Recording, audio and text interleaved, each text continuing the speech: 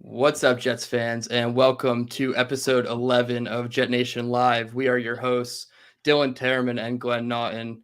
Another somewhat loaded show coming out of the bye week. Obviously, there's no game to recap this week. The Jets were on a bye, and you can't use the joke the Jets can't lose in the bye week because right now we're kind of in Jets can't win and kind of stopping our momentum territory on the bye week. But we had a nice week off coming in against the Patriots, control our own destiny situation. We win. We're in first place on a tiebreaker, regardless of what happens in Buffalo. Well, I guess Detroit with the In snow. Detroit, yeah. Yeah. So, Glenn, how we doing tonight, and how we feeling coming out of another easy weekend of football with no Jets on? I got to be honest. I'm hurting. I'm tired. I'm not like you. I work night shifts, and Mm-hmm. I only slept like 3 hours this morning when I got home. So this is coffee tonight. This is try to Yep. keep myself going. So, but look, I'm feeling good. The Pats coming up. Good show tonight. We touch a tiny bit on the draft almost every week, and tonight we'll kind of dig deeper into that. Go over some of our favorite players, and I'm excited, man. It's second half, like the Jets' fate is in their own hands, and you really feel like if this team goes 500 the rest of the way, they can win. They can get to the postseason. Surprised to see how many people still write them off. Like they beat the Bills. Like what Right. more do you want? They beat the best team on their schedule, shut them down, held them to 17 points, and I still see people like, oh, the Jets are going to miss the playoffs. They're just not good enough. All right. Well, listen, the thing is the AFC East is so tight you can't take anything for granted, but I don't see this team going, only winning 2 games the rest of the way.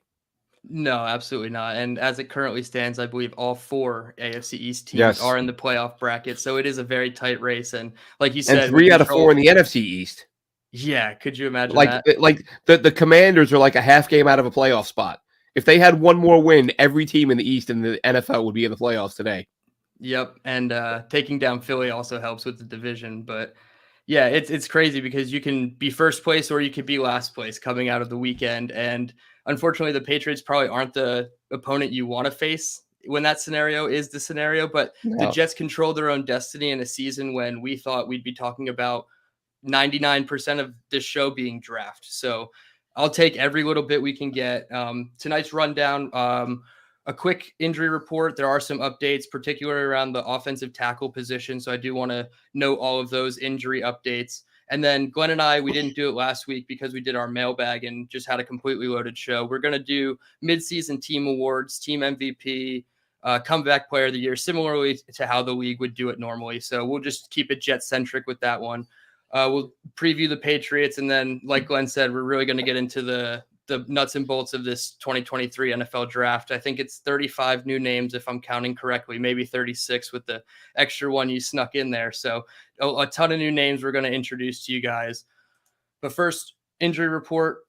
Like I said, offensive tackle position, a major update at that position as a whole.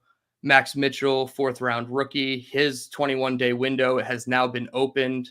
He's been at practice, I believe, full practice. He's not on the injury report. So it looks like he's good to go. I'm not exactly sure how quickly they'll be ready to start him this week, but he's at least healthy by all visuals on the outside. George Fant, he will not practice this week. They will not start his 21-day window. So he is still on the IR. There's actually been a little bit of buzz about if George Fant is even going to play again for the Jets this season. This is all speculation, but stuff that I'm seeing on Twitter. And then Dwayne Brown, his shoulder, he's obviously been limited all season with this shoulder injury. And this has kind of been the status quo for him every week, limited practices, but he did log 2 limited practices this week. So what are your thoughts before I get into the rest of the injuries, just on Max Mitchell versus George Fant, or any comment on George Fant? Well, I think we covered it last show with Fant. You wonder if he is going to automatically step back in. I mean, I would expect he'd be given the shot, and if it does turn out that his poor play was due to the knee injury, then fine. I think he's your starter again, and you plug him in and keep him there. But if he struggles the way he did earlier in the year, and it turns out it wasn't the injury, then I think he's sort of not exactly guaranteed that spot back. Max Mm-hmm. Mitchell, we talked about him. He was a guy that nobody expected to play early on. He ended up forced into action. So I don't see him, reclaiming that starting spot. The nice thing is the Jets are about to have a problem where they're going to have too many guys who can play offensive tackle who are going to be ready to go, which is a nice change from what they've dealt with the last couple months. Yeah, absolutely. I feel like for as decimated at the position as they were, to get them all back for this home stretch of the schedule is definitely huge. And you can take all the help when you can get it. And like Joe Douglas said, sometimes a luxury can be a necessity, and vice versa. Necessity Mm-hmm. can become a luxury. So seems like they're turning the tide in a positive way there. Other injuries, Corey Davis, we've known he didn't play against the Bills. And I believe he was out against the Patriots, if I'm not mistaken. And he said, Coach Salas said that he stayed local during the bye week. So that means he was getting a ton of rehab, which to me sounded like he was going to practice this week.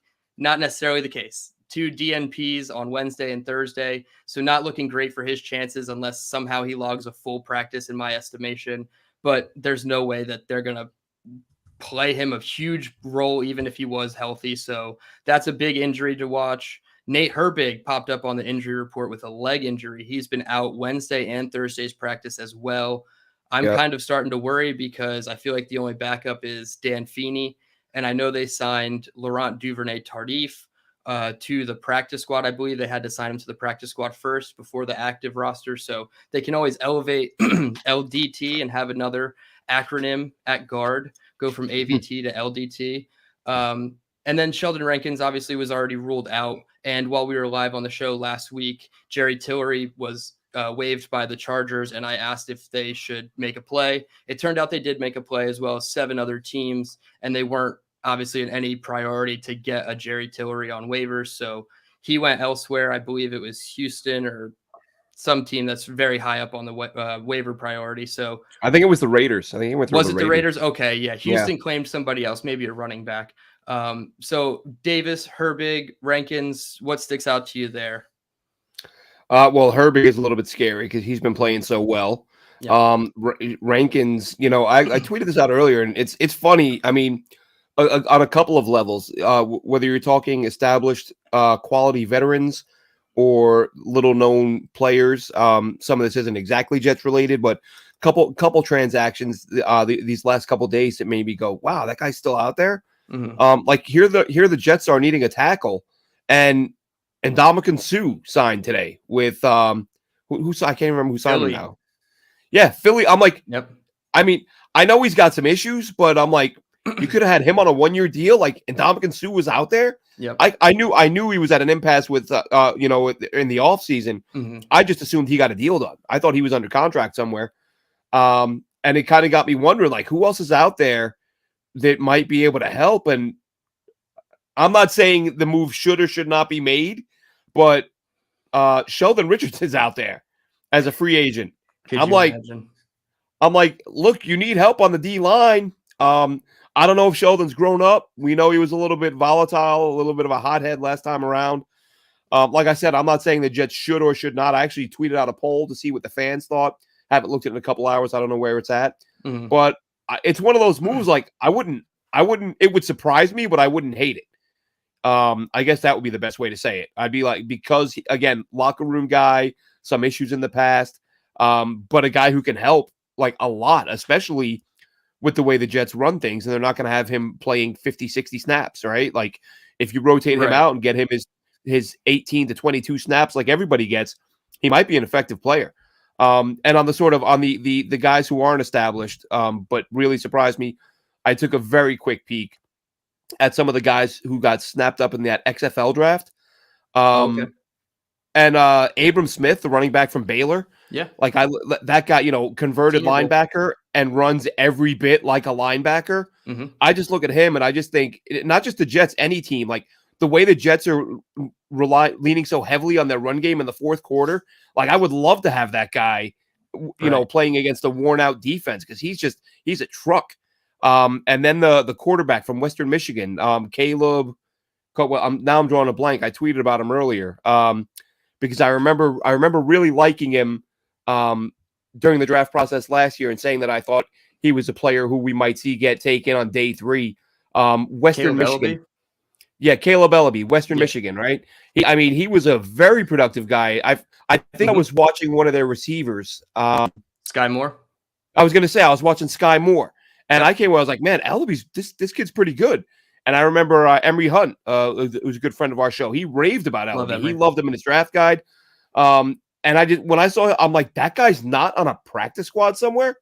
Like I legitimately was convinced he was on a practice squad or somebody's number 3 quarterback.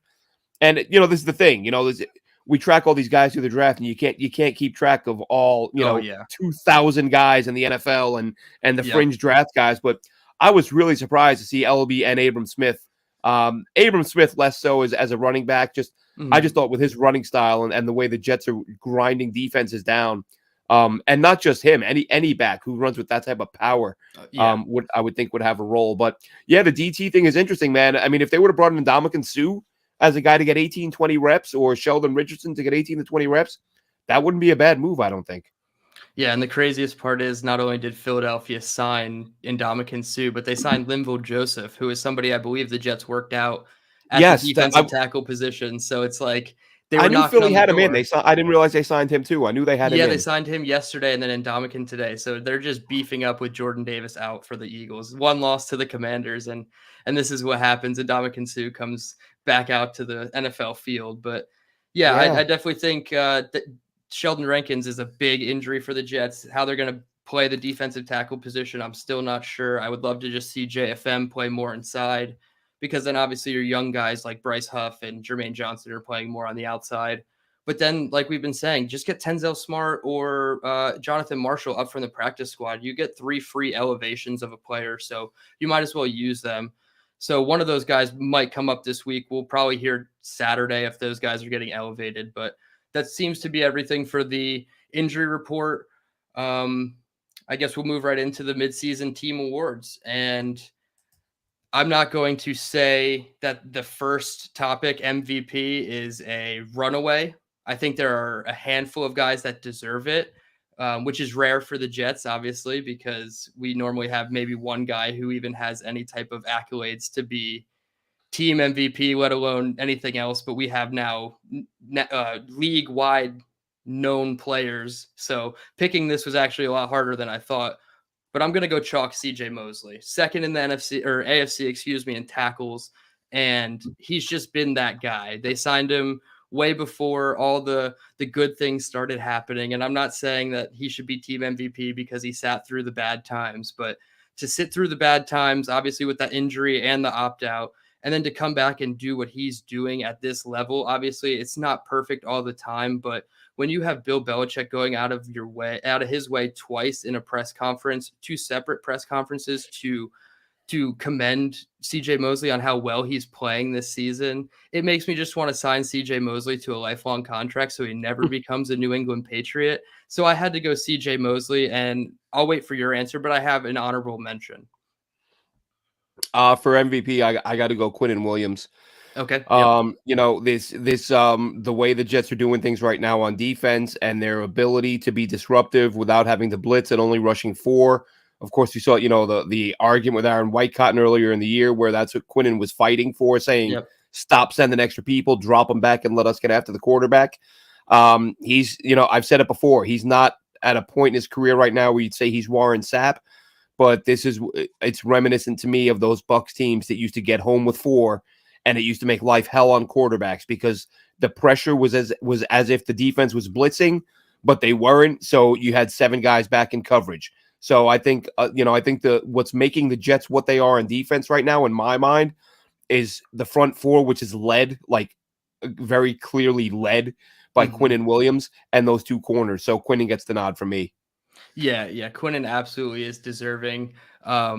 I tried to use different names for every single category, therefore Quinnen was not my top choice, but you did hit on it. Cornerbacks, Quinnen and the cornerbacks are in there. So Sauce was my honorable mention. I know he's just a rookie, but Mm-hmm. we talked about it last week against Darrelle Revis's rookie year, and I didn't go back and fully check the stats, but it's on trajectory for him to have a much better rookie season than Darrelle Revis, just from a coverage standpoint. Obviously, Yep. his missed tackles and whatever, Revis rarely missed tackles, but Sauce Gardner is everything as advertised as the 4th overall pick. So he was my honorable mention, and I think we'd both not be doing him justice if one of us didn't bring up AVT as at least for what he played, he was the Yeah. MVP of this team. If he was still playing at that level, he'd be the MVP right now. Yeah, exactly. And I don't think I would even consider Mosley or Sauce if AVT was still healthy. So, Or Brees, if Brees Hall's still in there and he's putting up 100 yards a week. I know That I can't not think about it. I thought about it earlier. It's just imagine again. It's a million years away, and it's so unlikely. But imagine they come back next year, Becton, AVT, and Hall all healthy, ready to go. Like that would be just unstoppable. that. It'd be a lot of fun, man. It'd be a lot of fun. It's hard not to think about Brees Hall and get just a little bit sad. Offensive Player of the Year. This one, I have a rookie. I think it's Garrett Wilson. I think his 3-game stretch with Flacco was obviously his breakout game was Cleveland. And then what he's been able to do with Zach recently, I feel like if I'm not using AVT, obviously, because I put him into the MVP discussion, Garrett Wilson is my Offensive Player of the Year because everything I've seen from this kid is just so special. His route running ability, how they scheme him to get open, but then how he gets open and does things after the catch, which are super special. So Garrett Wilson was my guy. And then I'll sneak in my honorable mention. It was Brees Hall was my second because he was on pace to smash a ton of records, at least from a rookie standpoint for the Jets. So Garrett was my guy. How about you? Yeah, I think I got to go with Garrett too. I mean, with especially, he did have a little bit of a lull, but it does look like he's coming on now, and we're starting to see him put up numbers with Zach. And listen, his ability to get open off the line has been phenomenal. I even said, was it last week when he had 8 catches on 9 targets? I kept thinking, like, eventually there's going to be a pick here. Like, you got to look somewhere else. You can't just keep throwing the ball to him. But if he keeps getting open, you know what? You can keep throwing the ball to him. Exactly. And that's what he was doing. So it's as frustrating as it was, I'm sure, for Elijah Moore. Garrett Wilson was getting open and getting the job done. Yeah, it's got to be frustrating for Moore at this point, just circling Zach Wilson in the backfield. I went back and watched some of the All-22, and it's crazy that they didn't even attempt to throw the swing pass one time. Like, keep the defense honest a little bit, but if Garrett is eating, Garrett is going to continue to eat, and I like that Zach Wilson is finally becoming comfortable with a smaller body target. I know he likes the big bodies in Corey Davis and Denzel Mims, so getting Garrett Wilson established is great.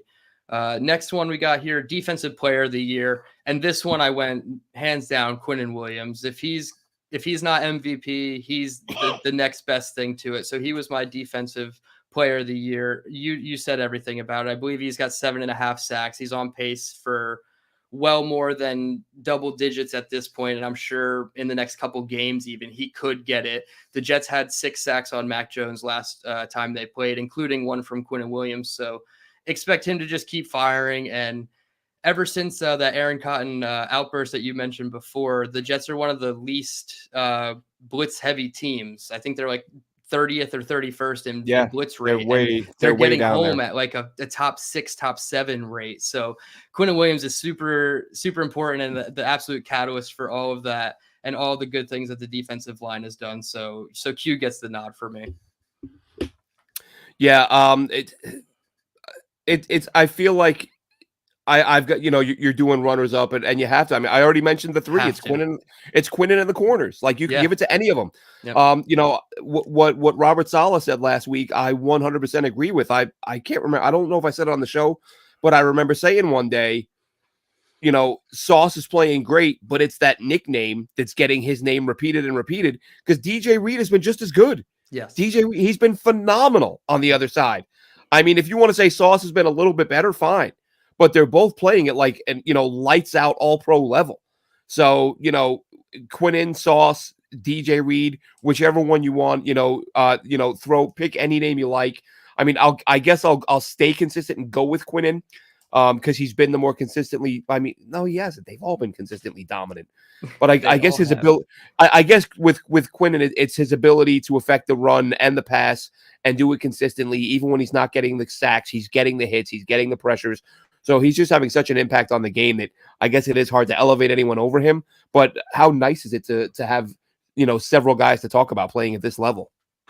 Exactly. That's basically what I was getting at the top of the segment was it's rare for us to sit here going into week 10 and we're struggling to just pick one guy for all these spots because multiple of them are deserving. And I know the Pro Bowl voting came out this week. I saw a bunch of people retweeting links to go vote. And I know that Jets fans go out in droves to vote. We could have multiple people on both sides representing the Jets in these Pro Bowl games. I know that's not going to be a traditional football game anymore, and they're moving away into Right. these like fun Flag pickup games of football. whatever. And that's going to be more fun, honestly, as a viewer. But we could see Jets there, and that's actually really exciting. Obviously, the only way they're not there is if we're playing in the Super Bowl, and you would love that. But Jets being there is a big step in the right direction. So I can't argue with your vote there. Obviously, I had Q, but yeah, DJ Reed was my backup. Quinn Williams, the two corners. You can't talk about greatness on this team and just leave those three out. DJ Reed has been what you want an $11 million a year corner to be. And like, I think a lot of people got a little worried when he was signed at that price. And they're like, well, I'm not too familiar with DJ Reed's game. And then they started seeing highlights of him in Seattle and a little bit of when he was with San Francisco. And it's just multiplied. I feel like something about him this year, I don't know if it's the unfortunate passing of his father right before the kickoff of week 1 in Baltimore, but something in him has clicked this season where he is playing at a ridiculous level. So he's definitely my runner-up for defensive player of the year. And then my last one here, just kind of keeping it with how the league goes. I thought the Jets have at least a couple guys deserving of comeback player of the year, somebody that didn't do too great last year that has been doing a lot better this year. And for that one, I picked LaMarcus Joyner. I think he played less than 10 snaps last year, so nothing in totality of the season.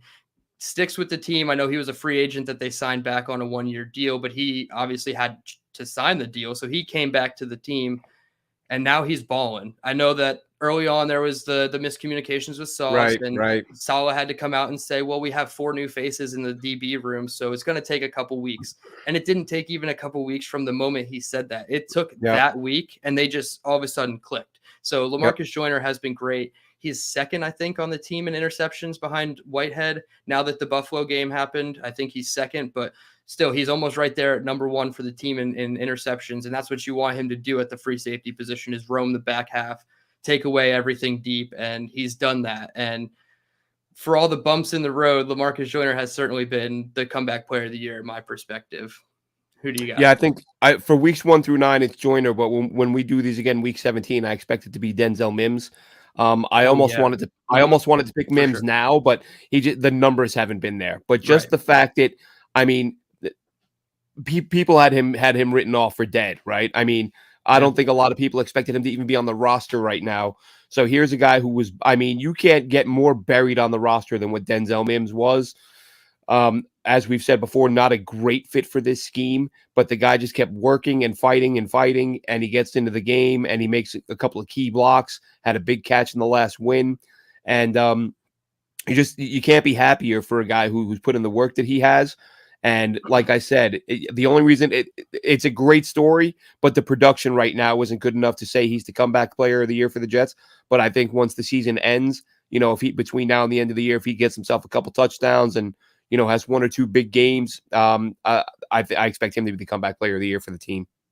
Yeah, that's a really good answer. And I looked at him when I was thinking about it, and I said similar the same thing. I'm like, yes, he had 1 really good game, but it's like you can see that it's starting to emerge for him. So it's like a little tempered expectations. But yeah, by the time we sit here and do full season awards, if he's not comeback player of the year, if not number 2 on my list, I feel like that's not good. I am excited though because Denzel Mims will get the opportunity. I know Corey Davis is probably going to be out this week, but Saleh said he's going to get an opportunity when Davis is healthy. So you're going to have 2 taller guys in the 6'3" range for Zach Wilson, which numerous times now in press conferences, Zach has said, I like the big body guy on third down, reliable. That's why he went to Denzel Mims against the Bills. So if Denzel Mims and Corey Davis can do something, it doesn't really matter who the slot guy is, Garrett, Elijah, you can do a lot with your big body, especially in the run game. I feel like Corey Davis is our hands down best run blocker at wide receiver, but Denzel Mims is probably number 2 at run. I was going to say Mims isn't far behind. Mims can block, man. So we know that. Yeah. I just feel like Mims needs to be a little bit more consistent with his run blocking, and he'll be up there with Corey Davis. Yeah, but they're 1 and 2. So if that's going to be your bread and butter is Michael Carter, James Robinson, Ty Johnson, I guess, then you got to have both your guys that can run block well on the field. So Denzel Mims is definitely a good one to not overlook there. Did you have any extra awards that we didn't go over there that you wanted to throw out? No, that was pretty much what I had, man. Offensive, defensive. I mean, it's been fun to watch. Been fun to watch these guys come along, and it's going to be really interesting to see how they how they perform in the second half and finish up.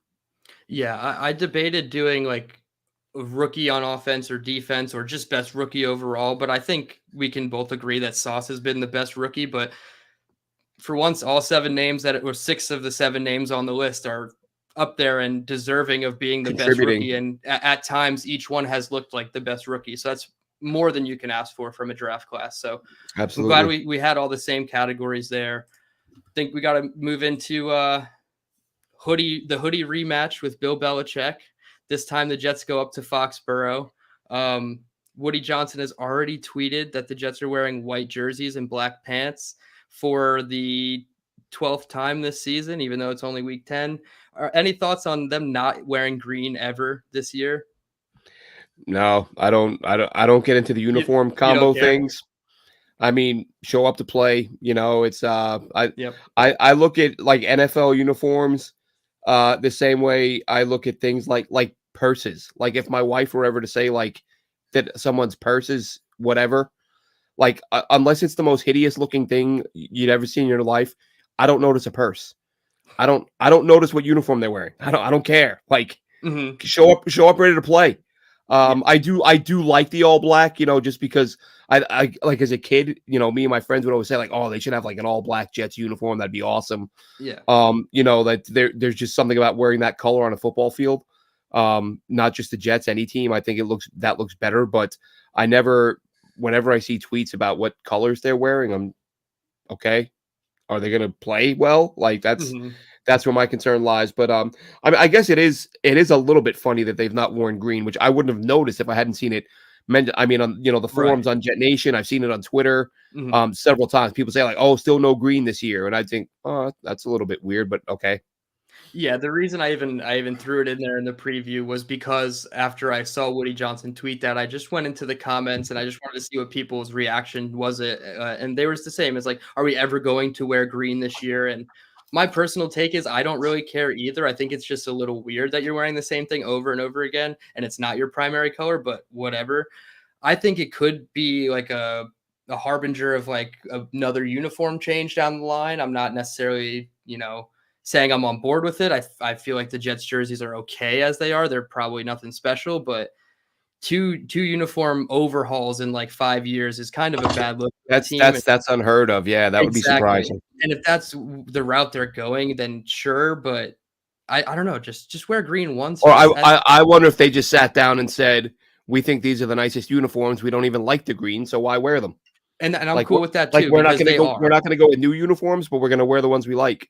Yeah, and they are the best combination. I feel like if you put out a poll on Twitter and you list all the possible combinations, the greens, any combination with green is probably going to be near the bottom, and the all black, all white, or black and white combo is definitely going to be up top. So I just wanted to throw that in there just to see your thoughts because I Yeah, know you don't normally comment on the jerseys. yeah. New England though, 5-4. We mentioned it at the top. They're in the playoff picture. I believe they're the seventh seed, so they're 5-4. The Jets are 6-3. Not a good look when they have the tiebreaker already on you from 3 weeks ago. The Jets are also a 3.5 point underdog. That's kind of to be expected when you're on the road, which makes me a little happy because it's more of a pick 'em in a neutral site. You only have half a point there because you get 3 for just being the home team. So they're kind of starting to, Vegas at least, is starting to respect the Jets even as a road team who are 4-0 on the road. Yep. And the over under is 38.5. So what were your thoughts? 3.5 points isn't much, and 38.5 is clearly not a lot, probably the lowest for the whole week if I've had to guess. So are you expecting that type of matchup to be, low scoring like it was the first time, maybe a little bit more scoring? How do you kind of see that playing out with the spread and the over under? Yeah, I think that Vegas is just looking at it and saying the Jets defense is outstanding and the Patriots quarterback situation isn't. And Bill Belichick did a number on Zach Wilson last week, so be ready for him to do one on him again this week. And so, yeah, I expect it to be a low scoring game. If I'm the Jets, element of surprise, right? I would love to see them come out and do something that's a little bit out of character for them, and run a bunch of 4 and 5 receiver sets. Now with Corey Hmm. Davis possibly out, maybe not. But Hmm. I like the idea of, like, I mean, listen, I did a quick blurb article this morning or last night. I can't even remember. Just some notes on with the second half of the season coming, and you touched on it earlier. I get what they're doing with Elijah Moore. I understand, like, teach him a lesson, all that stuff, but you got to get him involved at some point. I mean, he's Yep. on the damn field. Yep. I don't like. It's hilarious. It's hilarious to sit and watch Robert Saleh talk about Elijah Moore getting a target like it's landing a rocket on the moon. Like, oh, it's not just as easy as throwing the ball to the guy. That's exactly what it is. Like, that's Yeah, that's that's what it how guys is. get catches every week. You throw the ball to them. And Robert, he might not be one in the progressions, and Garrett's playing well, dude. Spread the ball out. Like, it's. I get it. Like, they're teaching him a lesson for what he did, and I guess Robert Saleh doesn't want to come out and say that. Like, this is about keeping him in line. But to sit up there and give these soliloquies on why he doesn't get a target, there's a lot that goes into this. Jeff Smith had a catch last week. You know what I mean? Like, get the guy a catch. So I would say let's reintroduce Elijah Moore to the offense. Again, I was really hoping Corey Davis would be back and then Hmm. say, look, let's see some 5 wide sets. Let's see Davis and Mims on the outside, put, with Wilson and Moore on the inside, Berrios, Smith, whatever, and create some mismatches, because I think the Jets have the ability to do that. But if Davis is going to be out, and if Moore is still in the doghouse and won't be getting any more targets this week, then I doubt you see them go with 4 and 5 receiver sets. But you want to see them do something that New England hasn't seen them do a lot of, Right. and because this is what makes Bill Belichick so good. He faces these young quarterbacks and he throws stuff at them that they're not expecting. And if the Jets did that on offense, give the kid a shot to make a play. And like I said, get Elijah Moore involved. Like, I'm tempted to put a little bit of money on him to have a big day. He's got to have one eventually. Like, are you really going to roll him out there every week, no targets for the rest of the year? That's not going to happen. No. Maybe he went home for the bye, get his head right. I'm sure you saw he spoke to the media the other day saying all the right things now. Oh, I Hmm.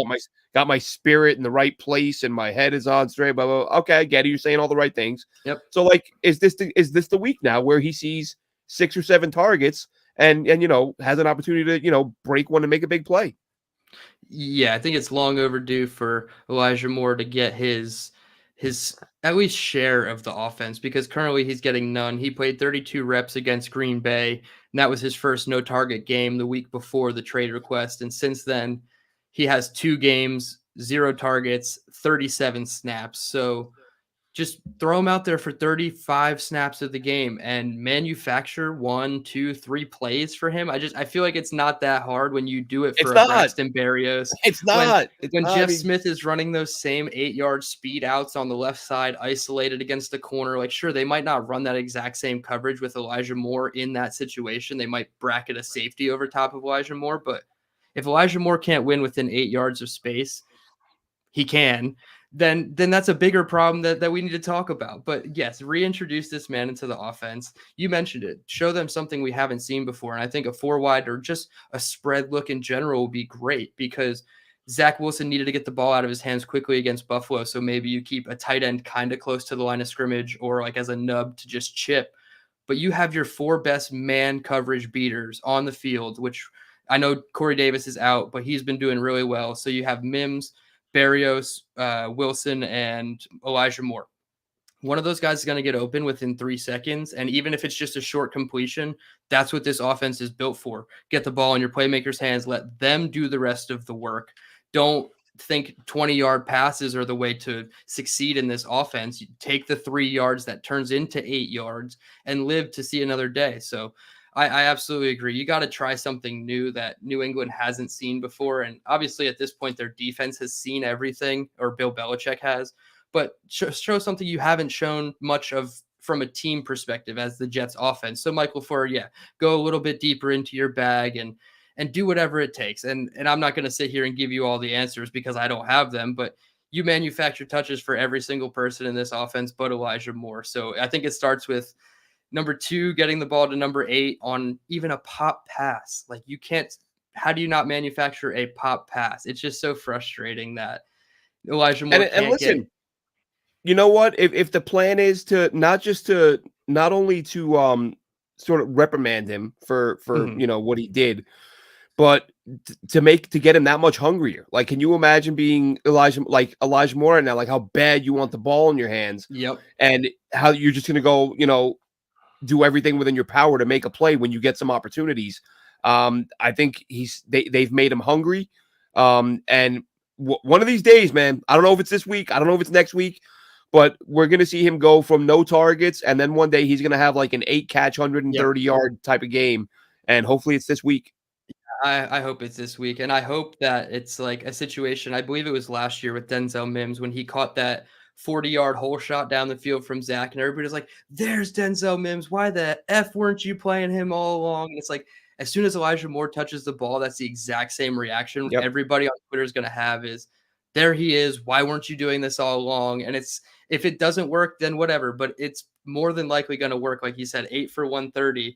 I'd love to see it because then everybody would just, not only for his fantasy value, which is just shot, but like people need to start respecting Elijah Moore a little bit more. I feel like Twitter has kind of lost a little bit of respect for him just because of how he's used. And I feel like wide receivers, you look at AJ Brown, obviously this is a teammate of Elijah Moore's, but he was looked at as like, lesser on the Titans. He goes to Philadelphia and now he's outpacing all of the Titans wide receivers just as himself. So Yeah. the landscape of everything changes with wide receivers in a weekly basis, and I think Elijah Moore can definitely get the positive end of the swing. Maybe he'll be the comeback player of the year at the end of the season, and I would love to see it because he's so electric.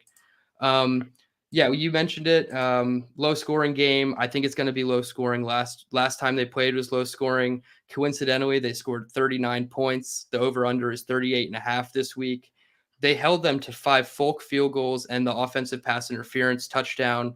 So realistically, the opportunity for the Patriots last time was really slim, and they had to kick a lot of deeper field goals, 45 plus yarders from Folk. So New England didn't really threaten the red zone a lot. So I can certainly see this being low scoring. Mac Jones, I really think he was on the verge of getting benched if Michael Carter's interception return for a touchdown actually stood. I really feel like Bailey Zappi, with all the drama that was going on the week before, would have came in relief of Mac Jones in that game. So a lot can happen from the Patriots side of this. And I think the Jets defense is not a defense you want to play when you have a struggling quarterback situation, regardless if it's divisional or not. So for once, I'm not worried about the Jets defense, almost season long. I don't think I'm worried about the Jets defense in any tough matchup. It'll only be, can our offense beat their Do defense? enough. And Yep. this is the matchup that's going to test Zach Wilson again. You mentioned it. He's kind of being fiery in the media and snapping back at some people. And maybe that's the energy that the team needs or he needs or somebody needs to get going and finally beat the Patriots. But until the 13 losing streak is snapped, like 13 game streak is snapped, it's so hard to actually pick the Jets to win this, regardless of if they are the better team on paper, which wholeheartedly, and I'm not just, we're a Jets pod, they are. They're the 100% the better team than the Patriots. Yep. Even at the quarterback position, Zach Wilson has looked better than Mac Jones at the highs. Mac Jones has been a little bit more consistent until he's kind of fallen off with the fumbles and the turnovers this year, but when you look at this team, you agree they're the better team on paper, but what is going to be the thing that really stops the Jets from getting over that hump of beating the Patriots, and more so just Bill Belichick?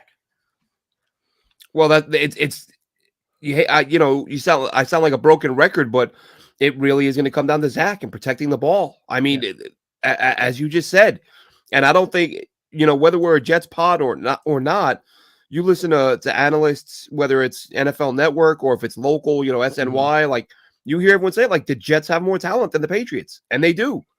They're the more talented football team, but the Patriots have Bill Belichick, and what we think of him. I mean, his legacy and post Brady and his record without Brady. I mean, it's definitely interesting that he's like Mhm. around 500 or whatever without Tom Brady. But Right. he's still defensively, he does a great job against young quarterbacks.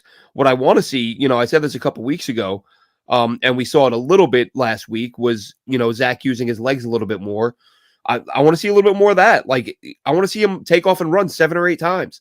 Yep. If guys aren't open, we saw that play a few weeks ago when he, when the O line basically opened up a hole big enough for a truck to drive through Yep. on 4th and 5, and Zach complete pass.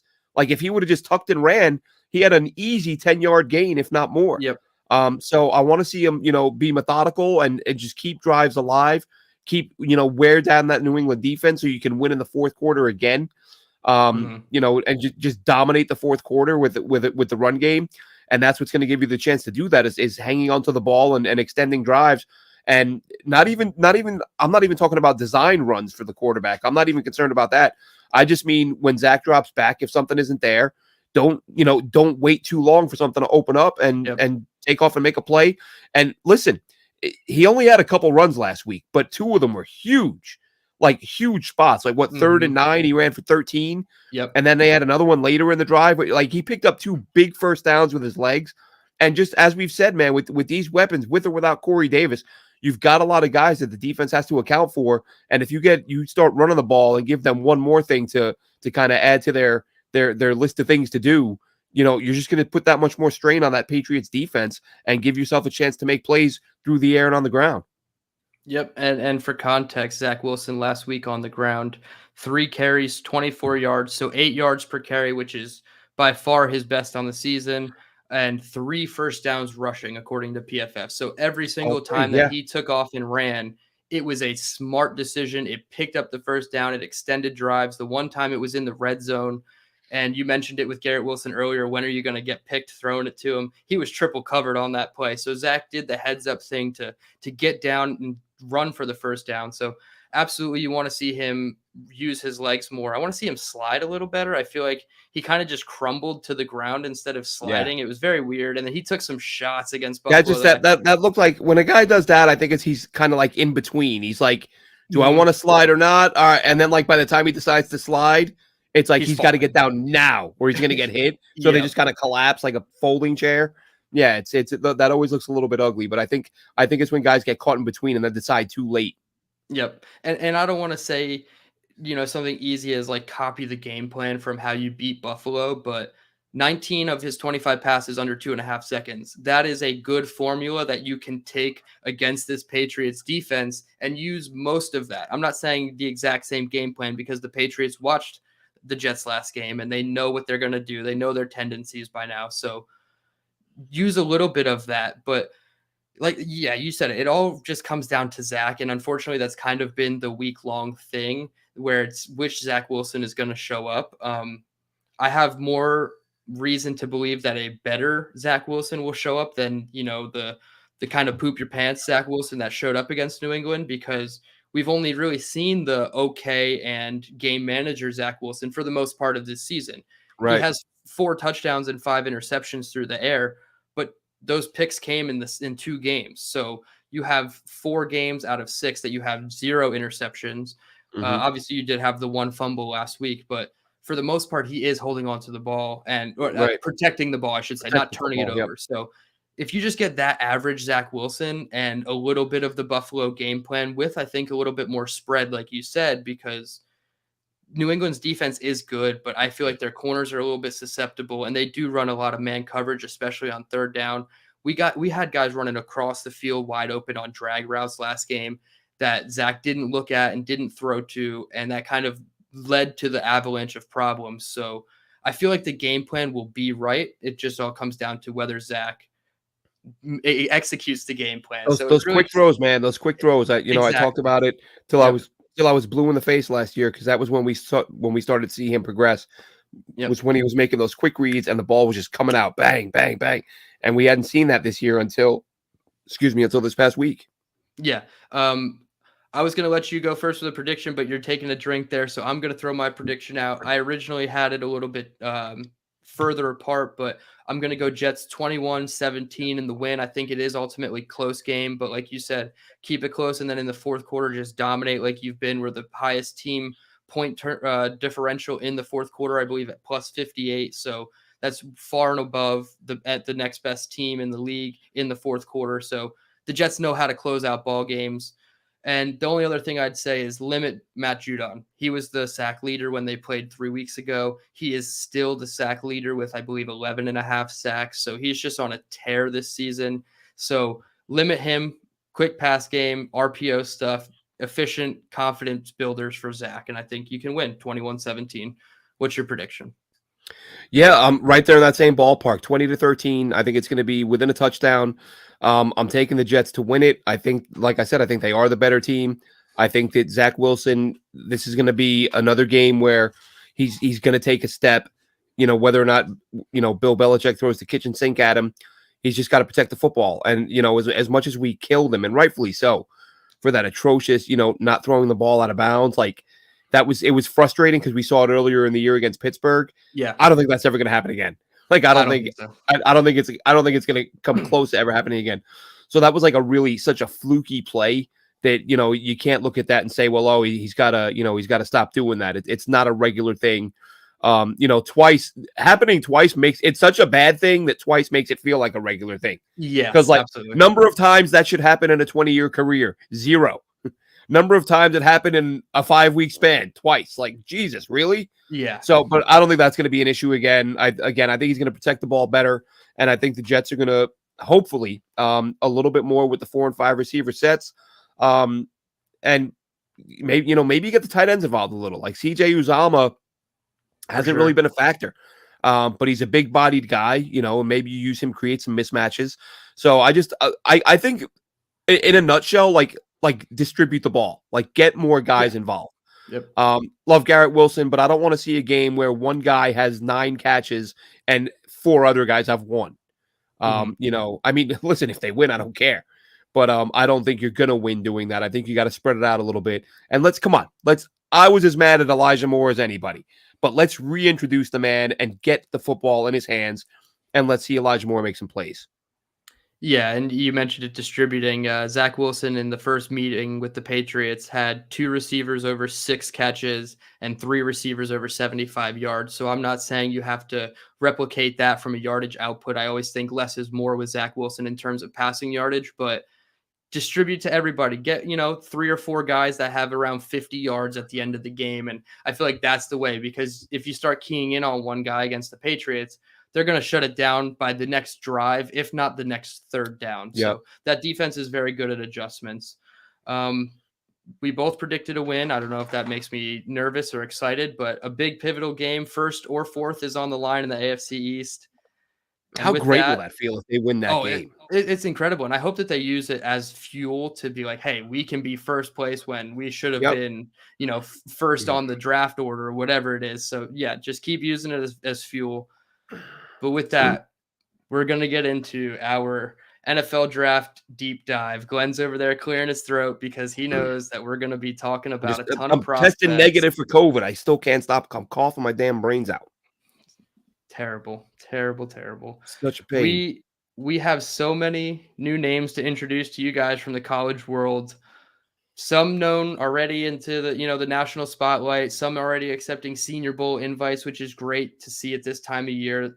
I had to look at the NCAA schedule. There's only 2 more weeks of football left before bowl games, and I didn't realize how quickly that came up on us. Yeah. Next week, excuse me, is Thanksgiving. So they're done playing after next week, and this is a perfect time to introduce a ton of names. We also are going to try to add video to this podcast. I know it can't go full screen, but this is the best we could do. I know that if you're watching on your phone, it's probably going to be a little bit trickier, but if you watch on YouTube on your laptop or TV, I'm sure this is a fine enough picture for everybody. But I'm going to try to play producer as best I can while Glenn talks through his guys, and hopefully everything works out when I talk about my guys, because we have a ton of videos. I think Glenn sent me, geez, you did a ton of work. You sent me over 60 clips, I think, of these guys. So Jesus, I'm really? so glad you named them all too. Just a little caveat, because it would have been terribly hard to do without the names. So thank you for that. I hope Yeah, that no everything problem. goes off without a hitch, but we're going to start with the running back position. Um, we don't have quarterbacks to talk about. I mean, we could sit here and talk about Bryce Young or CJ Stroud, Will Levis. It doesn't really matter. I don't think the Jets are going to be in any market for a quarterback unless Zach goes completely off the rails. So we're going to skip quarterback at this point, I think, and start with the running back position. And we're going to let Glenn go first here. Yeah. So first up, a guy. A lot of these guys I started watching last year. The first running back, Keaton Mitchell from East Carolina. He's a guy who he's got elite speed. You'll see him. He's able to get to the edge. Whether it's through the air or on the ground, he's able to get around the corner and make big plays down the field. Not afraid to run between the tackles. Can run it and catch it. And just a really productive guy out at East Carolina. When he gets in the open field and gets going, full head of steam. You can see him here against App State earlier in the season. And once he's got open field in front of him, it's tough to get an angle on him because, again, he's just going to break away from you. The other running back I was going to cover, and we've talked about this, Dylan, I don't really have an exact methodical process I follow every year. I just start watching guys, and whoever jumps out, those are the guys I watch. There you see Mitchell again. Does a nice job more up the middle and evading defenders. So he's got some wiggle. It's not just about the speed. Mm-hmm. But last year, I can't remember how or why I started, but I think Zach Charbonnet here, UCLA running back, might be the first guy I watched, and I watched a ton of him because I was so impressed. I love those guys that have that great blend of power and speed. Like he's not going to be a sub 4.4 guy, but he can outrun you. He can get behind a defense, and he's not going to go down on initial contact. He often does a nice job of moving the pile. He had a few runs where he broke a ton of tackles, and I was watching it with friends, and they're like, oh, that's just bad tackling. And I think, you know what? Sometimes when you're that powerful, you create bad tackling. Like just because guys aren't bringing you down doesn't mean it's because they can't. And I think this was actually the run against Utah here, long TD run where people are like, oh yeah, that's just bad tackling. Like, right, because it's kind of what we were talking about the other day when people say, oh, the Bills offense was off against the Jets. Yeah, because the Jets defense is really good. Like it's not like the Bills just showed up and didn't know how to play. So Zach Charbonnet, again, power, speed, a guy isn't asked to catch the ball a whole lot, but when he is, he does a nice job of that. So that just those are my two backs, and I wanted to go with some sort of mid-late round guys at every position too. I mean, I do have some premium guys starting at wide receiver with maybe my favorite receiver in this class, Josh Downs. He's another one I noticed last year while watching North Carolina. The guy is just absolutely phenomenal. Great body control, great speed, phenomenal hands. I mean, you watch enough Josh Downs, and you're going to see him make some incredible plays. Let me see. Yeah, he had a huge last week. I think he had 11 catches for 159 or something like that and 3 touchdowns. Yeah, yes. So, John, did you want me to talk about Knowles first? It looks like you got Knowles up. I was just gonna say we could go RB, and then you can get into wide okay, yeah, that's right. Yeah, do that. It's all good. It's all good. Yeah, go ahead. I got a little scared there. I was like, I don't know how fast I can get to these Josh Down clips. But no, yeah, go ahead. I mean, my running backs. My first guy, Kansas State, Deuce Vaughn. This is somebody I heard about first in the preseason process. And what stuck out to me was his size. You see him here on the lead block for the quarterback power touchdown. I love that play. It's great. The fact that he gives the cornerback those eyes like, hey, I just did that to you, buddy, at 5'6", 176 pounds. So boom, look at that. I know Doug Martin's nickname was Muscle Hamster, and I've used that with his like this type of build before. Somebody that's just a powerful runner, somebody that looks for contact. And Deuce Vaughn is all that. He has already over 1,000 yards on the season, 5 touchdowns. And he's pretty decent in the passing game as well. 39 catches on 47 targets for just over 260 yards and 3 touchdowns in the air. 6 games with 100 yards rushing. 1 game where he didn't eclipse 73. So you're looking at multiple double-digit games of 73 or more yards for Deuce Vaughn. And like I said, smaller but physical player. Just absolutely loves contact. I love this run here that you pulled up. Just getting to the outside, following his blockers, cuts up field, which is what the Jets love in their running backs. And he just uses the safety's blind space to just get behind him for the touchdown. So a super small player, but again, probably not a position that the Jets will need this year with Breece Hall, but Deuce Vaughn is somebody I couldn't not highlight. And then the next running back I've already talked about his teammate Bijan Robinson, who is going to defy all PFF guys and any draft, gurus that say don't draft a running back high. I think Bijan is going to break that mold for sure this season.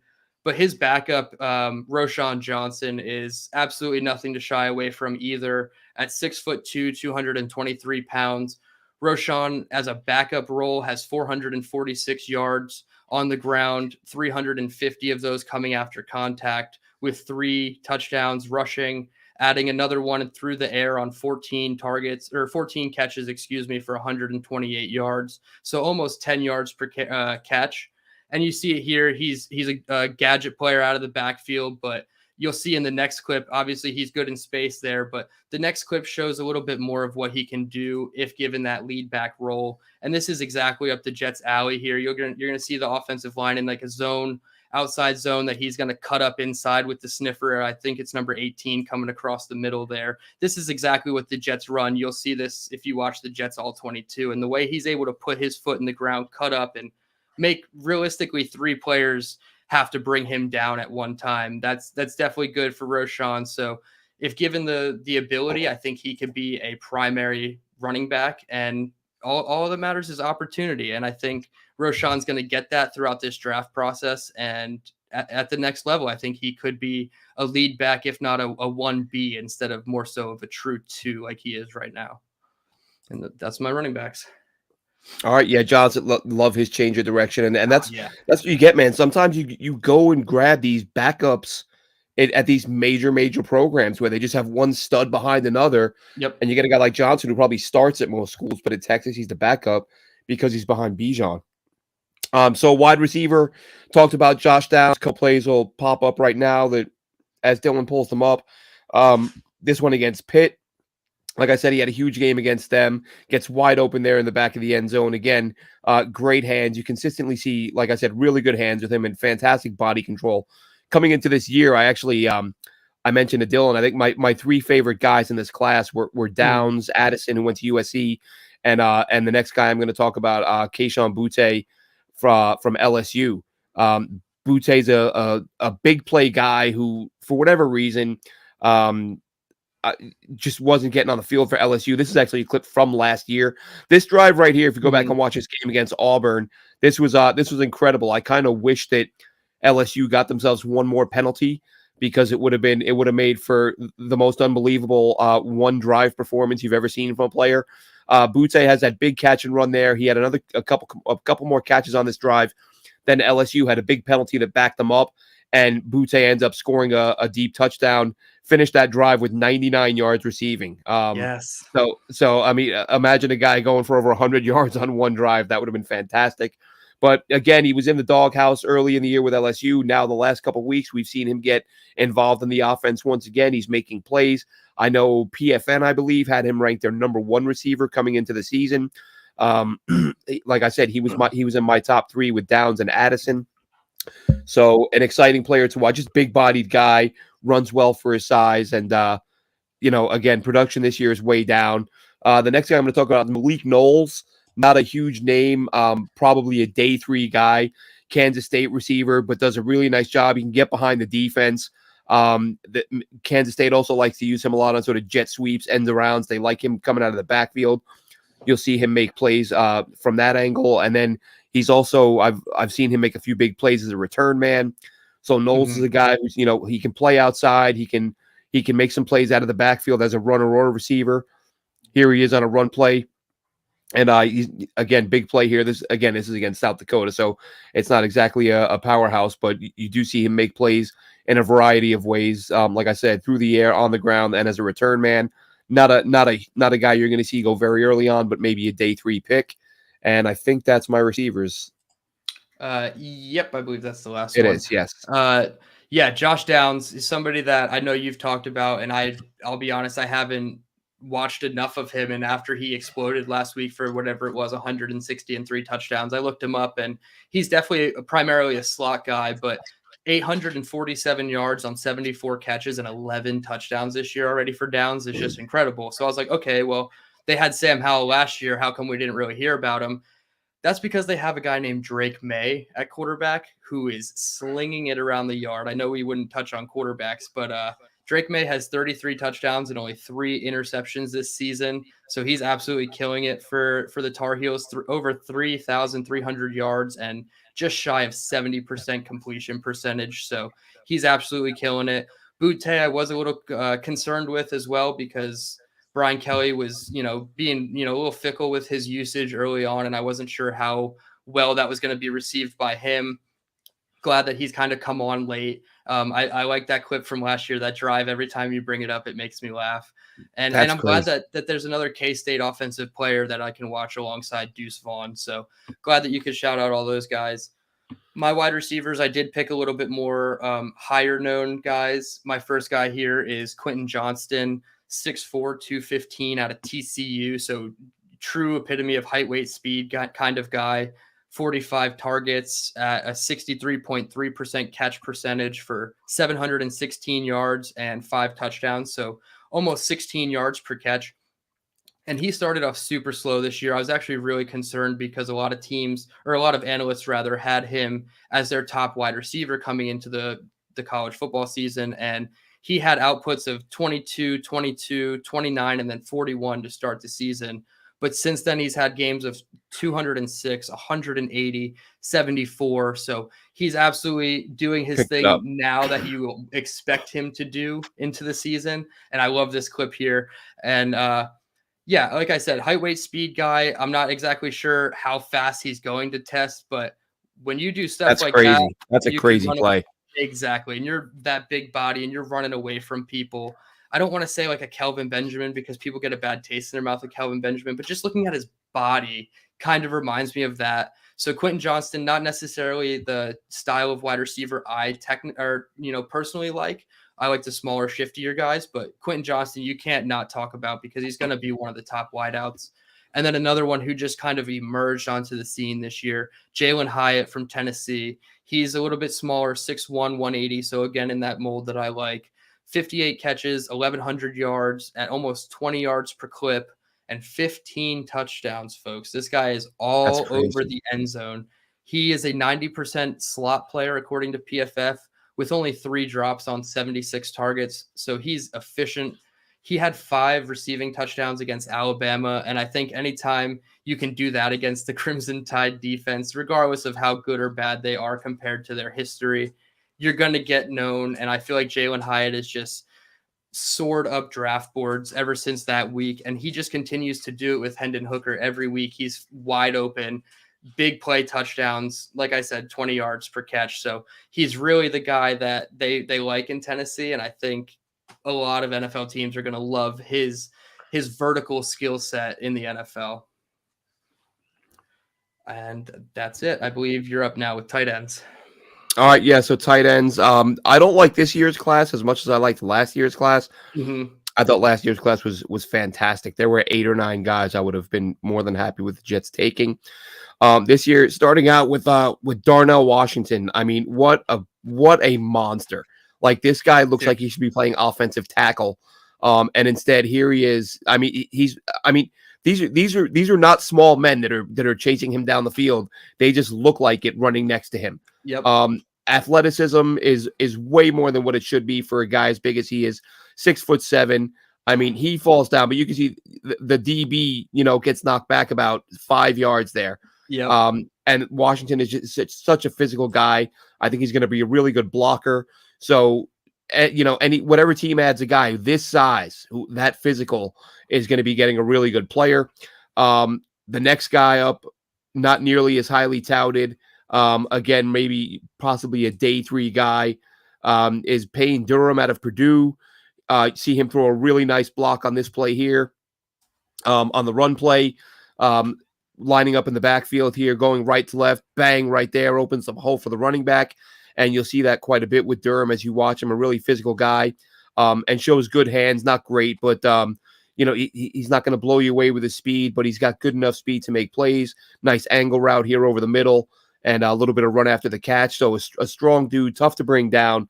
And again, a sort of probably a mid-rounder, mid-late rounder, and a guy that you know, what happens. You know, we talked about the additions of Conklin and Uzama and drafting Ruckert. You know, Mm-hmm. getting a tight end for the Jets is not all that likely, but especially Uzama, even though his production hasn't been great, he seems like a really good locker room guy. Yeah. So tight end, probably not a direction the Jets go in, but a couple of good ones in this draft.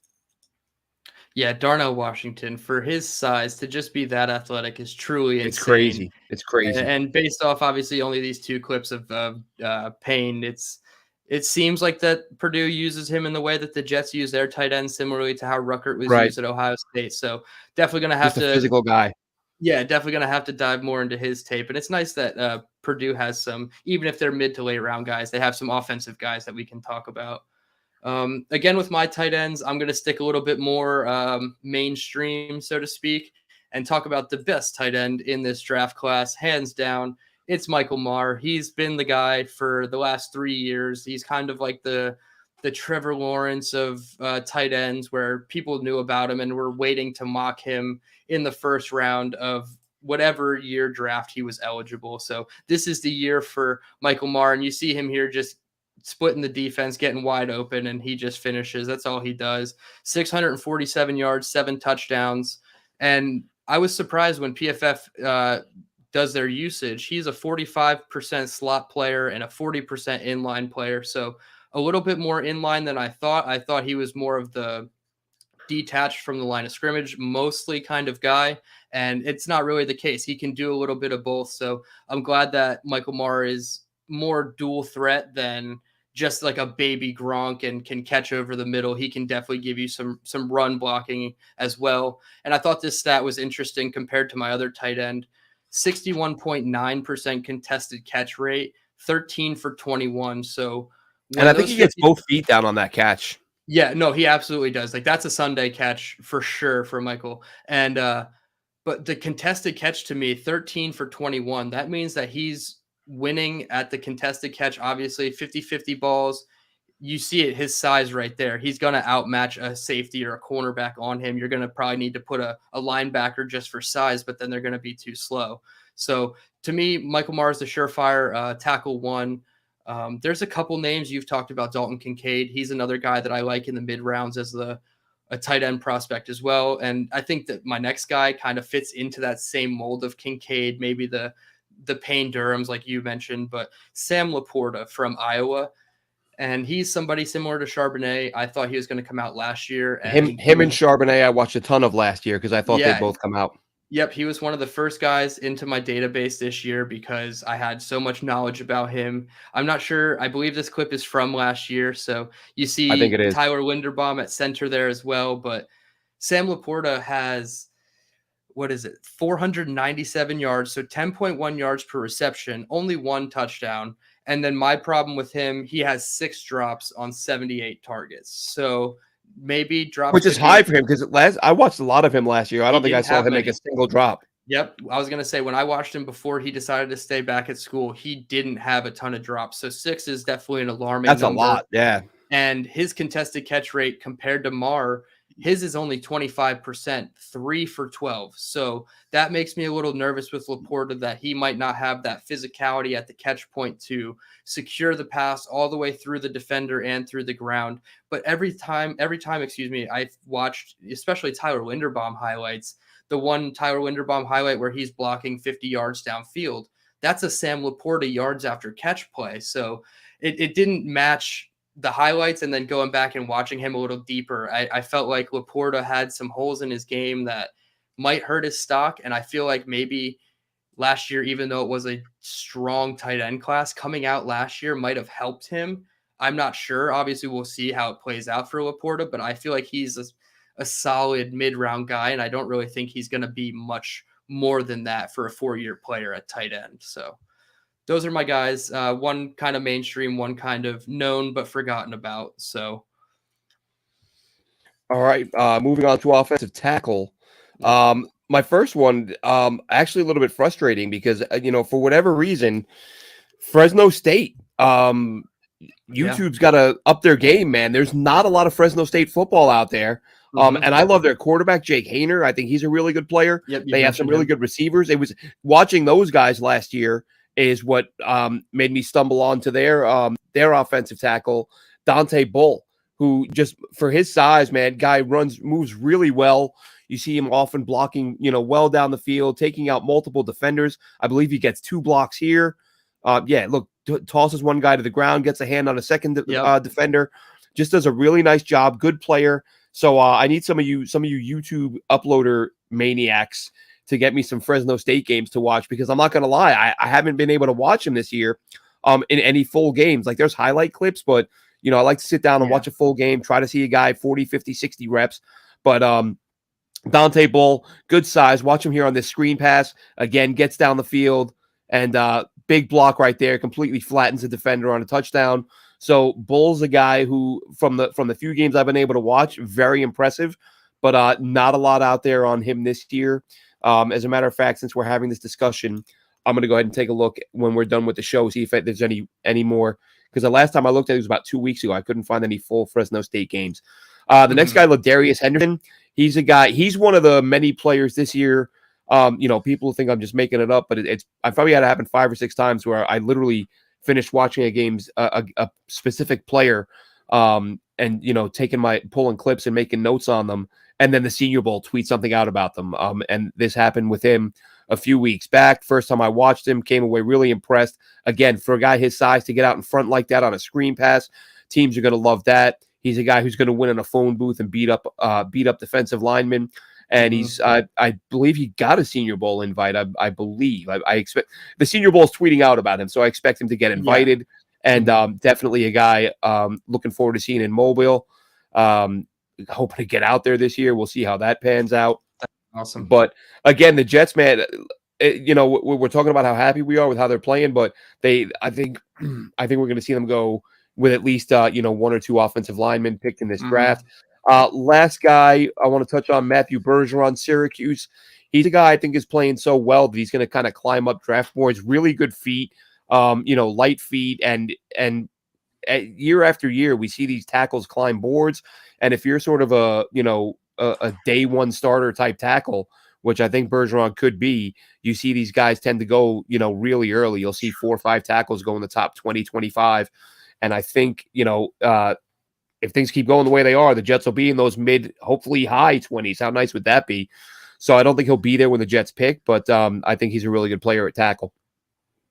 Yeah, Bergeron, I can confirm, accepted an invite to the Senior Bowl, and Henderson, I believe, was invited. He has not publicly declared that he has accepted, but all signs point to both of them being in Mobile, so I'm super excited.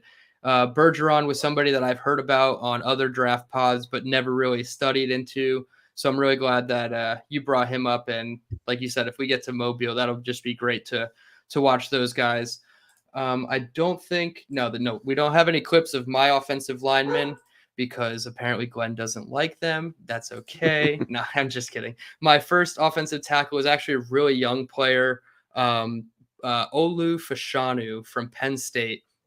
I believe he'll barely, and you'll have to mind the dog, he'll barely be 20 years old when he gets drafted. So he's, I believe, a redshirt sophomore, just barely eligible to come out. Most likely he'll be gone by the time the Jets pick in the first round, but this is somebody I could very easily get on board with the Jets drafting at whatever pick they have in the first round. I believe it's in the mid 20s, I think 26 or 27. I honestly haven't looked, and that's a great thing to hear a week before Thanksgiving that I haven't even looked at Tankathon. I'm doing really good, but it's somewhere in the high 20s. And if Olu Fashanu is there, sure, absolutely get a young stud at offensive tackle. Last year, I feel like there was a huge drop-off at offensive tackle outside the top guys, and this year is a little different. I think there's a lot of hodgepodge of guys in that top tier range that are all going to mix around throughout the draft process. And Olu Fashanu is somebody that's definitely going to get his name out there. Another guy, and it's funny because I was watching both of these teams against each other when I started thinking about these two, was Ohio State's Paris Johnson Jr. They played a couple weeks ago, Penn State and Ohio State, and I had shouted out Joey Porter Jr., the cornerback for Penn State, but Fashanu and Paris Johnson absolutely caught my eye. He's another first-round offensive tackle.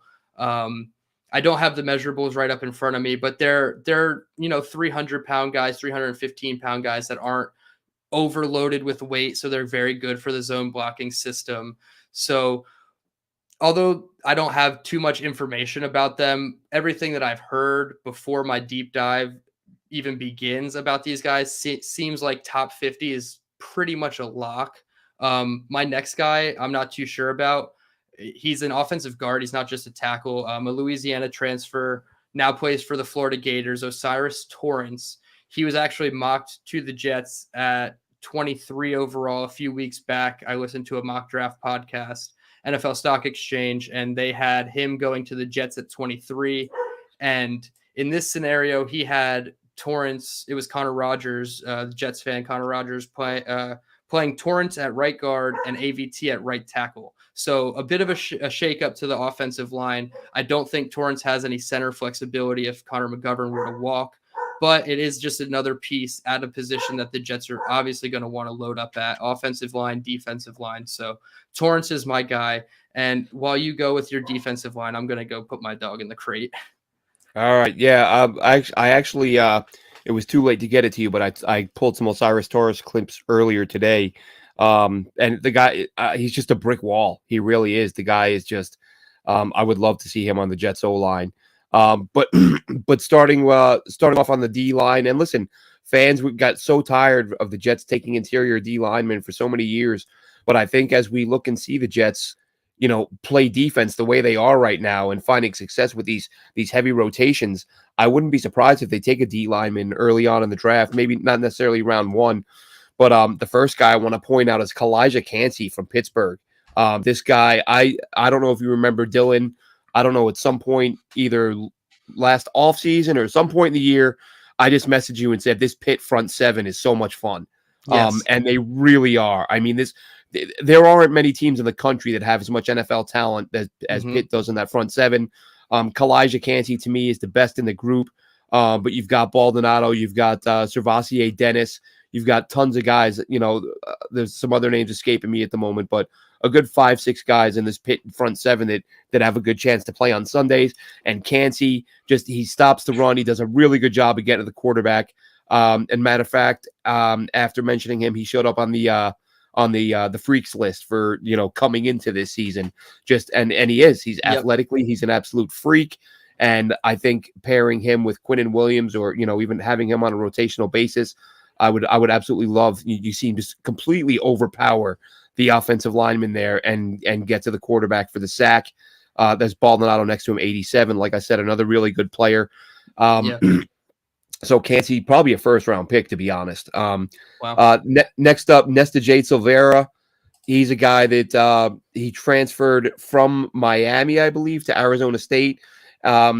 Plays bigger than his size. I think he's like 6'2", 308, but he just dominates on the interior. Really strong guy. You see him, able to just look. He just does a nice job of shedding that block, moving the offensive lineman off him, and getting that tackle in the backfield, number 4 there. So he's a guy that, nowhere, he's not in Cansey's class. Not many guys are, but I think that he can be a good player on the interior for somebody. Same game here. Utah again gets in the backfield, and just saw that a lot from him in the couple games I watched. So I threw him on the list as a player to watch. And I believe that's it for DTs. I only had the 2. Yeah, and I took it as D-line as a whole. So I put 2 edge rushers, and then for linebacker, I cheated as well and put an outside linebacker pass rusher type. So I realistically just have 3 edge rushers, but I'll start with my first 2 and then let you go with your edge before I get into my linebackers. My first one is another Kansas State player, this time on defense, obviously, Felix Enendike Uzama. Obviously cool that if the Jets drafted him, they'd have another Uzama name on the team. I feel like they're a very weird name team as far as Michael Carter, Bryce Hall, Bryce Huff. So just add another Uzama to the mix. It would all be kosher. But you just see That's why him they got to winning draft Nick Herbig. Yes, exactly like Nick Herbig. Yep. And you just see him burst off the edge. He just dips, rips. Oh, man. He just gets to the quarterback so fast. 3 pressures, 7.5 sacks this season, 9 tackles for loss. He had a 3-sack game against Texas Tech in week 5. I watched him mainly against Ohio State, and he didn't have any, eye-popping plays to be expected against Ohio State's offense, but a lot of times they were assigning 2, if not 3 bodies to him. So they understand the importance and the impact that a guy like Ndike Uzama can make on the field. So it's nice to see him thriving against sometimes lesser competition, but getting the respect from the bigger named schools like Ohio State. So he was my first guy. Second guy, there's no clip of him, but kind of keeping it in the football family, so to speak, and that's BJ Ojulari.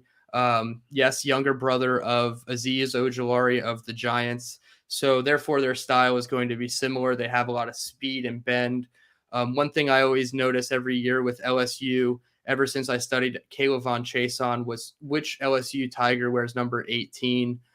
Supposedly, it's a significant number to LSU. They only give it to players of the highest character.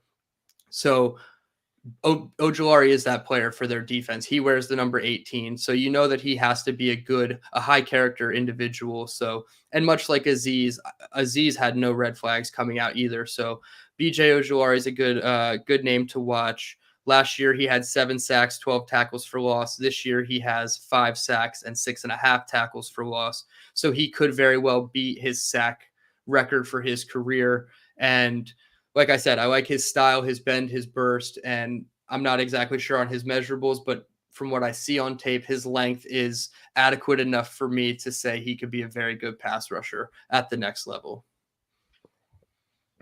All right. Dylan, do you want? I only have one edge and a couple of linebackers. You want me to do those 3, or do you want me to just do the one edge first? Yeah, just go edge and linebacker, and then that's fine. Yep.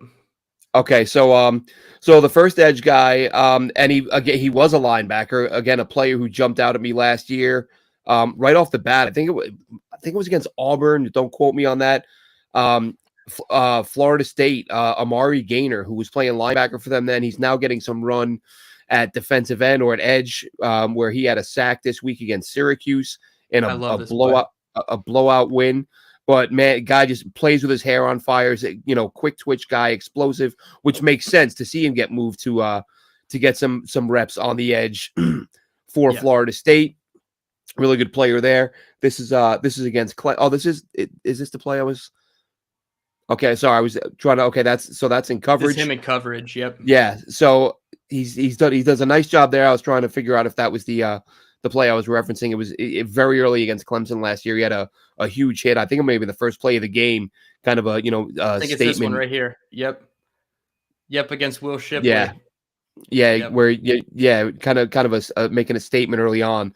So again, a guy that jumped out at me. He missed some time this year, so didn't. The numbers aren't there, the production isn't there, but he did get back on the field a couple weeks ago. He has been getting some run at coming off the edge, like I said, and he's a guy to keep an eye on as an edge rusher. Then the other 2 guys, also linebackers, funny enough, all 3 wear number 33, purely coincidence. But Jeremy Banks out of Tennessee, Banks does a nice job as not just a run stuffer up the middle, but he has flashed the ability to make plays in coverage. There he is against Pitt, picking up a sack for himself. So he's good blitzer, good in the A gaps up the middle, stuffing the run, and does a nice job against the pass. Here he is again against Pitt, and with a pass deflection over the middle. He's one of those guys where just by sheer coincidence, I found myself watching a ton of Tennessee last year, and he just kept making plays and standing out. So he's a guy I've kept an eye on this year, and he's reading the quarterback. Gets his hands up as he comes across the middle and bats that pass down. And then the final guy, again, linebacker, again, number 33, Cedric Gray. And I do recall, this is Banks again with a run stuff up the middle against Pitt. But Cedric Gray is a guy who, again, jumped out. To me, I don't know about you, Dylan, but for me, it's so rare, in today's game in the NFL, you so often see linebackers get smoked in coverage that when I'm watching a college game, if I see a guy make a few plays in the defensive backfield, doing a good job of locating the ball and batting it away, it jumps out to me right away because you just don't see enough of it. Now, of course, it's going to get harder at the next level, but this is something we saw from Cedric Gray as a linebacker in coverage, making plays in the defensive backfield as well as around the line of scrimmage. So again, these guys probably guys you'll see go later in the draft. Gray he's rated low enough. He may be a UDFA type. But again, Mhm. I didn't want to stick with just the premium names, and I Mhm. want to dig a little deeper. So those are my linebackers and the one edge I'm going to go with today. Yeah, I was really excited about Amari Gainer because Florida State's defense has a ton of players that are of note, at least. Jamie Robinson, the DB, Fabian Lovett, excuse me. They've already accepted Senior Bowl invites, and they still have Jared Verse, the edge, right? I believe Jared Verse is in Florida State's defense as well. So they have a ton of guys that, deserve their flowers. So I'm really glad that Amari Gainer is one that you're shouting out there because – like I said, 2 Senior Bowl invites, and he's not one of them. So even if he's the third best defensive player on their team, he's a damn good one. Um, my only linebacker, who's kind of technically an edge too, outside linebacker, is Yasir Abdullah from Louisville. You'll see him here. Sorry, I had to pull back my notes. He's a fifth-year player, which I thought was a little not concerning, I don't think by any means, but it shows that maybe he wasn't fully, trusting of his traits or usage so far this his career to come out. But he has 65 coverage snaps of 580 total snaps, so a very small percentage of his snaps are in coverage, 11.2%. But he has a PFF coverage grade of 81.8. And I think that's very good for a non-coverage specific linebacker. You talk about coverage being a trait that's kind of lost on linebackers that's coming back with the transition of safety to linebacker. So I think anytime a linebacker can be good at coverage and even better at pass rush, I think that's great. And that's what Yasir is, a 90.8 pass rush grade on PFF. So elite pass rush grade. 46 tackles, 10 tackles for loss, 5.5 sacks, two interceptions, 4 pass breakups, 4 forced fumbles. So this guy is filling up the stat sheet any way possible. He's constantly around the ball. He had a pressure just this past week that I tweeted at you because your guy Yaya Diaby, who did get a Senior Bowl invite this week, recovered a fumble, and the pressure was caused by Yasir Abdullah. So the two of them working in tandem was great. Big shout out from them on the podcast. And in Yasir Abdullah, he's just shot out of a cannon. I think the Clemson game, he was fun to watch, but just his speed and his like knack, you just see him put his head in the, like you said, face in the fan and just takes on contact with the ball carrier. So And the Yasir first half Abdullah, against Pitt, that Pitt Louisville game, yes, uh, yes. yeah, he just a monster up the middle. They're both so good, and I really hope that Abdullah follows Diaby to the Senior Bowl because I think they're both very deserving. And like I said, fifth-year player, he's obviously a senior, so he should be eligible. So that's my only one linebacker, but kind of an edge player at the same time. I don't have any stack backers for anybody, but like you said, coverage with linebackers is super important. So even if you can do it at a slightly above average level, I think that's great for any linebacker. So nice that you covered the coverage linebackers. Yeah. Moving on to corner. The first guy I thought about not doing it, Dylan, because as you pointed out, he Yeah, has been yeah. moved to wide receiver. Yep. And this is why right here. This is a Yeah. play from last year, and it is the greatest interception you will ever see in your life. He's a better DJ dude. Graham, Oklahoma corner, who has been moved to receiver as their offense struggles. Watch this. I I'd mean, move him too. that is magical. I have friends that we 99% of the time when we're talking football, we're talking Jets. And when I saw that game last year, when I saw that clip, I started sending it to all my friends. I was look at this play, like what a monster play. But now he's moved to wide receiver. So there's your clip. There's the greatest pick you'll ever see, and he may be playing wide receiver come draft time, depending on how he does. My other corner, or the other corner that I had on my list was Arquan Bush, another Cincinnati guy. So Mhm. again, the Jets unlikely to take a corner early on, but Arquan Bush is a guy, big dude, big corner, or big for a corner, and doing a really nice job for Cincinnati right now, replacing Sauce Gardner on the perimeter for the Bearcats. Yeah, it's nice to know like certain teams they get rid of high talented players like Sauce and even Kobe Bryant in the fourth round, excuse me, for Cincinnati, and they can come right back and have another corner that even if he's not as good as a Sauce Gardner, that is worthy enough. Like you said, some of these teams just pump out prospects at the same position over and over again. So hopefully Arquan is one that Cincinnati can hang their hat on when he gets drafted. My cornerbacks, I kind of went a little higher known again with my secondary in general. I haven't studied a ton of secondary players overall. I did a couple in the pre-draft process, but this guy, I'm not going to do a draft podcast and not talk about somebody from South Carolina. South Carolina is where I kind of fell in love with the draft, living so close to Clemson and South Carolina University. So Cam Smith, cornerback for South Carolina Gamecocks, he's my player. 6'1", 187. So obviously the size and the length doesn't jump off at you, but he's a 4-year player, 30 career games. He has a pick and 5 pass deflections this year, 10 tackles. Somebody that I'm just excited to dive more on. He was listed as a top 3 cornerback, some even higher than that in the preseason process. So Cam Smith is one that I've kind of kept an eye on throughout the season, and South Carolina is kind of underwhelming this year, but he's had his moments. So excited to dive in on him. And then somebody who has tons of ball production out on the West Coast, Utah Utes, Clark Phillips. This is a 3-year player, 29 games in his career, 5 interceptions just this season, 2 were returned for touchdowns, and then 3 pass breakups as well. He had a 3 interception game. 1 was returned for touchdowns. I'm blanking on who the opponent was right at this moment, but Clark Phillips is a corner who's always around the ball. I think both of them will hear their names go high. Clark Phillips probably a little higher. I think in my estimation and my personal opinion, I like Clark Phillips a little better than Cam Smith just because of the ball production. And I believe he's a bit bigger than 6'1", 187. So he gives you a bit more size. I don't think either of them play in the slot at all. So they're mostly boundary corners, but 2 corners that are listed high on preseason boards that I'm more excited to dive into more as the season is now wrapping up. Those are my corners. I think all we got left now is safeties.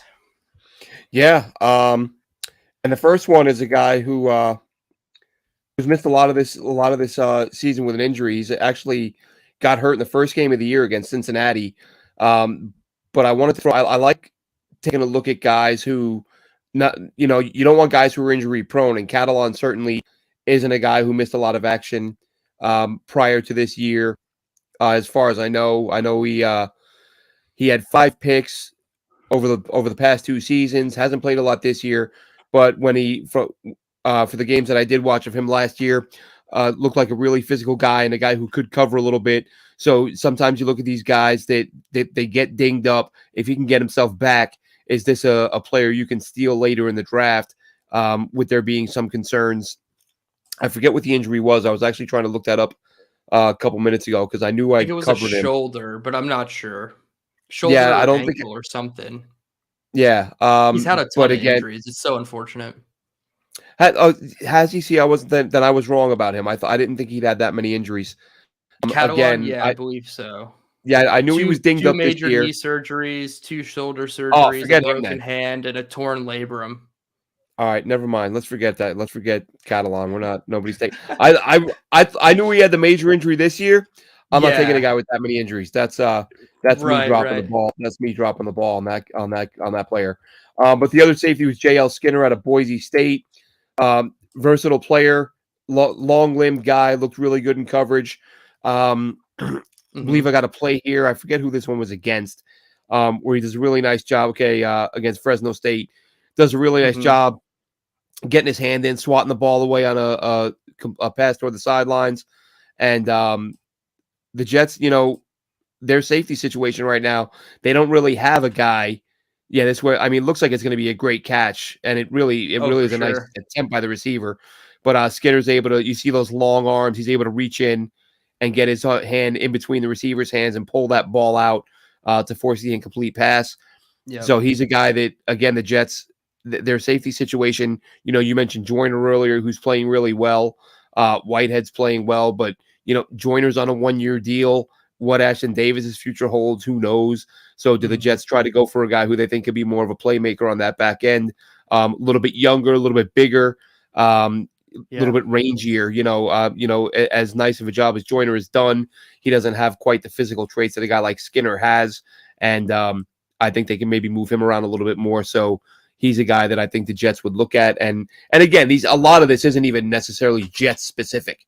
Of course not, We yeah. could throw in notes about whether or not you'd like the guy, but this is just about just doing some draft coverage.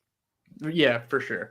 And when I looked at Skinner's measurables, 6'4", 220, and I heard it on a podcast this week actually, so I was very, surprised that it was a coincidence you're talking about him, they're talking about him, and they kind of had the same thought of, do you add 15 pounds to him and just make him a linebacker? I know he's probably got a little bit more speed than a traditional linebacker. I believe he's projected 4.4 speed.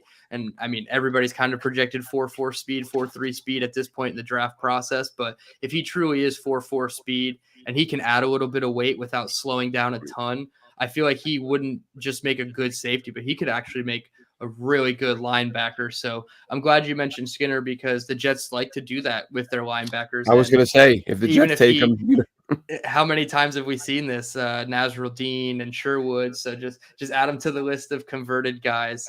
And wasn't Marcel Harris too? Wasn't he? There was another guy they had Marcel in Harris, camp. you're 100% right. I forgot about him. Yep, he's there too. So they've literally done it to almost all of their linebackers outside of CJ Mosley. All right, my last position, safeties. My first guy here, Texas A&M. You're going to see him on a really good run stop that almost looked like the running back got seriously hurt, and that's Antonio Johnson, Texas A&M. 23 game sample size from him over 3 years, so a fair sample size, but he is another guy that was atop the ranks of preseason safeties. 58 tackles this year, 3 tackles for loss, only 1 sack, 1 forced fumble, but Texas A&M is also very, very underwhelming. I mentioned South Carolina being an underwhelming team this year. For all the talent that Texas A&M has on offense and defense, they have not looked the part.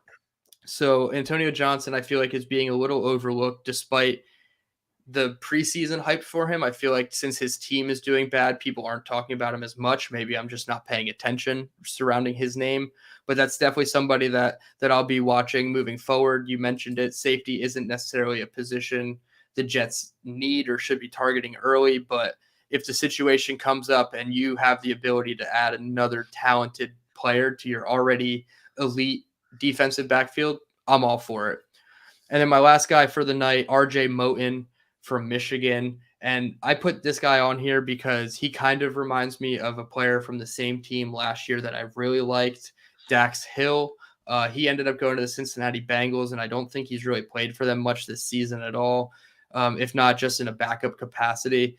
But RJ Moten does a lot of the similar things that he does here. I'll play this this is the interception that he tips to himself against Maryland. Yep. So that's a hell of a play. Just ball control, absolute ball control. He's, like I said, he comes downhill similar to the Dax Hill mold, and he can break up passes like that. He's not an overly sized player, as you can see in that graphic here. He doesn't look very big.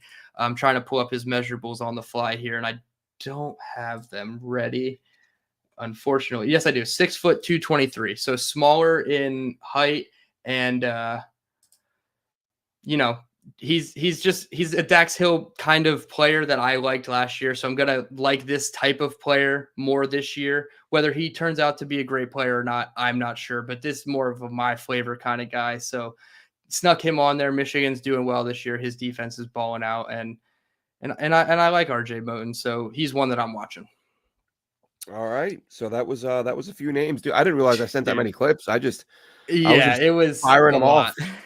off. As soon as you were sending them, I was saving them and trying to, all right, well, if he talks here, I got to number this guy to be this number, and right. Everything was just in order, and it didn't look the greatest, I understand. So no, next time nice, I'll try to. It's nice to have.